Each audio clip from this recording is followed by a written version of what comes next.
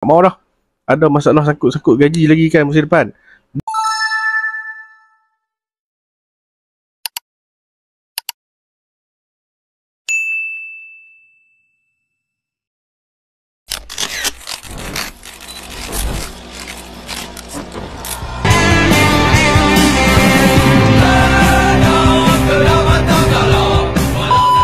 Assalamualaikum, apa khabar geng bola. Baru-baru ni geng, kecoh dah ni. Pasal Tan Sri duk bakar dah jumpa dah penaja baru untuk musim depan. Tapi baru jumpa, tak confirm lagi kan.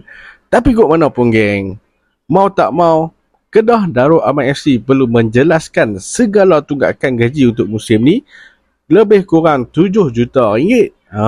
Sebelum 30 April 2025. Kalau tak settle juga duit hutang tu, bye-bye lah musim depan kan. Ada sponsor pun tak guna juga.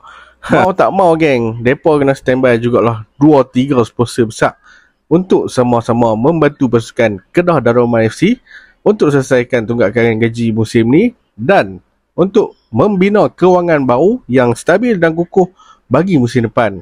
Tak mau dah. Ada masalah sangkut-sangkut gaji lagi kan musim depan.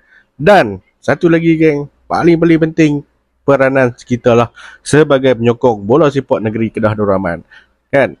Hadirlah ke stadium sebab setiap kehadiran dan jumlah angka kehadiran kita ke stadium tu sedikit sebanyak dapatlah menampung perbelanjaan kos-kos operasi stadium dan dapat jugalah menampung kantong kewangan kelab kesayangan kita geng. Takat main stadium 1,000-2,000 tak cukup geng kan. 1,000-2,000 orang tak cukup.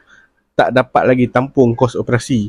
Mau tak mau nak sedap sikit kena 10,000 untuk setiap kehadiran perlawanan di stadium geng. Kan. So kalau kita masih lagi ada ruang dan peluang untuk bersaing dalam saingan Liga Super untuk musim depan, marilah kita sama-sama penuhkan Stadium Darul Aman. Hadirkanlah diri hampa. Teruskan menyokong Pulun Kedah Pulun. Assalamualaikum.